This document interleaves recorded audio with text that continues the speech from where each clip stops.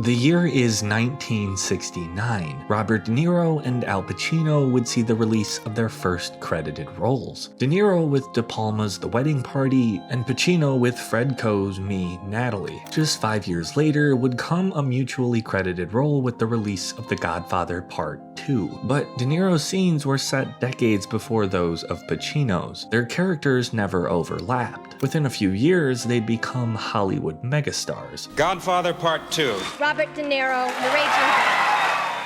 Cinematic icons before the 80s even started. 21 years would pass since The Godfather Part 2. While they'd had ample experience performing in some of the industry's most influential films, they'd never actually share the screen. Have you been mistaken for one another? Do people asking autographs ask you? I mean... That happens a lot. Somebody said they liked me in Scent of a Woman a couple of weeks ago.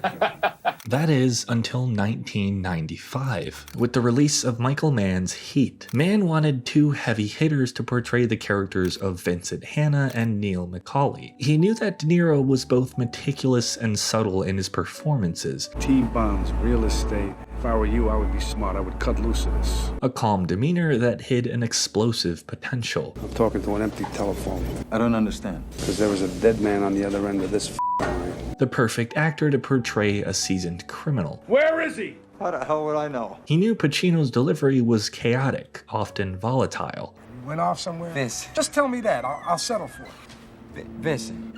Give me all you got! Vincent. Give me all you got! Able to effortlessly portray a man whose personal life was as chaotic as his work. This is my friend Ralph. You didn't tell me you were... Oh my God. And while neither De Niro or Pacino would realize that they had something special, I never know that. I never know that. Mann was absolutely certain. I knew you had it. All I know is... You knew. That's your job. There are two scenes that stand out to most who view this film. The shootout outside the bank and the sit down within the diner. These are two vastly different environments, two vastly different stakes. Yet the latter has stood in public perception as one of the most influential scenes in all of film. Their first time on screen together, and perhaps their best. And the film made money. That's another miracle. And it's not really an environment all that remarkable. There's no professional job here, no looming threat of violence, no high-stakes shootout, just the safety of a late-night public diner. One man seated across from their career opposite. I do what I do best. I take scores. You do what you do best, trying to stop guys like me. Their leverage is entirely stripped away, leaving only their raw personalities. It's rare they're able to do this. It's, in a sense, a relief for them. Neither of these men work in a field where being vulnerable or transparent is a benefit. What was it? You don't want to know. Neil is a lifelong criminal, one accustomed to portraying a tough exterior in defense of himself. An influx of nerves could either lead to distrust among his team or a lapse in judgment. You see me doing thrill-seeker liquor store holdups with a Born to Lose tattoo on my chest?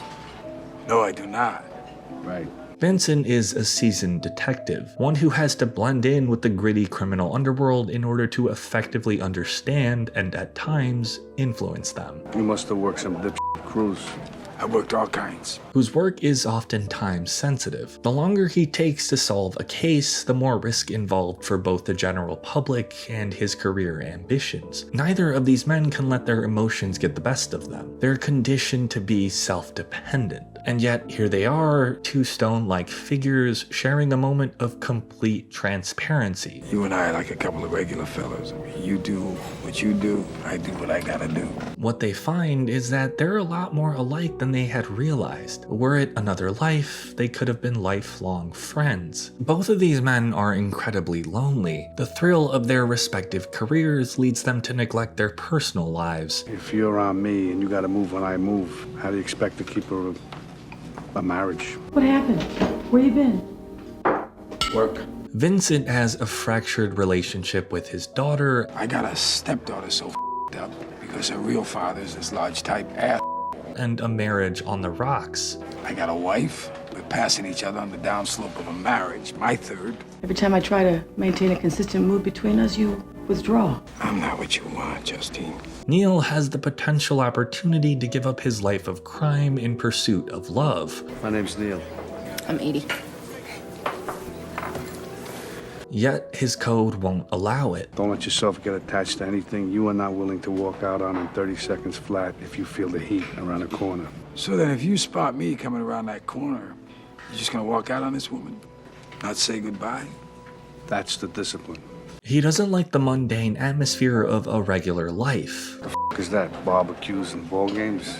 They spend their time consumed by their work, neglecting personal fulfillment for either the pursuit of money, power, or justice. Because I spend all my time chasing guys like you around the block. That's my life. They're both painfully aware of this, yet are too stuck in their ways to ever change. I don't know how to do anything else. Neither do I. Even sharing a subtle smile of mutual recognition. I don't much want to either. Neither do I. There's one massive problem with their attached lifestyle and respective codes. Vincent is in pursuit of the greater good. He's haunted by nightmares of past victims and missed opportunities. All the victims of all the murders I ever worked are sitting at this table and they're staring at me. What do they say? Nothing.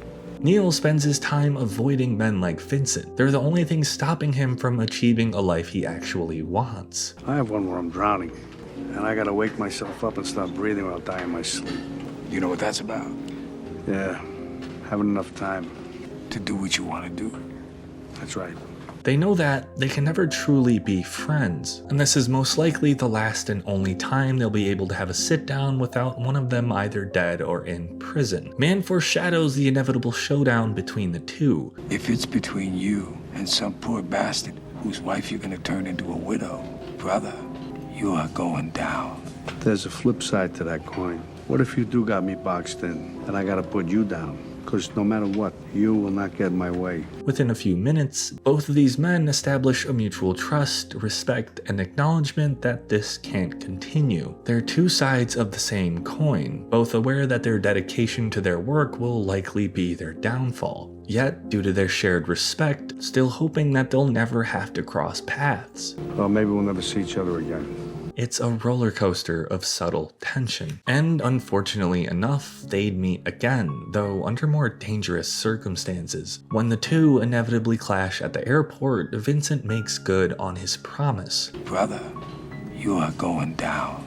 The good guy wins, sure, but this is far from a happy ending. It's the tragedy of a life of crime. Neil stuck to his code and walked out on the woman he loved when he saw police in the distance. He was, after this moment, a man with nothing to lose. Yet, in the final minutes, and once the shootout is over, it's clear Vincent is not consumed with relief, but regret. Something tells me he's aware that Neil had the drop on him. He had said he wouldn't hesitate, not even for a moment. We've been face to face, yeah. But I will not hesitate. Not for a second. Yet, when faced with choosing his life or Vincent's, Neil chooses the latter. Told you I'm never going back.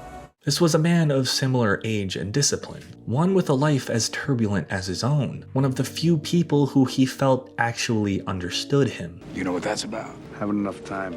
To do what you want to do. That's right. You doing it now? Not yet. Who just so happened to be his enemy. So Vincent takes Neil's hand, and as Neil fades away, we get one final closing shot of the two together.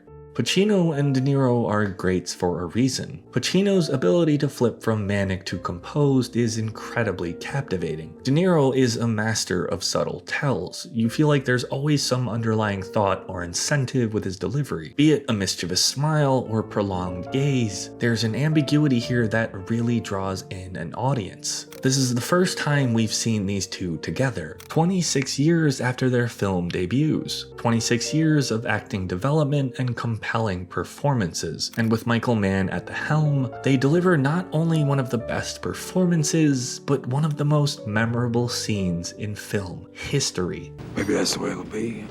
Well, maybe we'll never see each other again.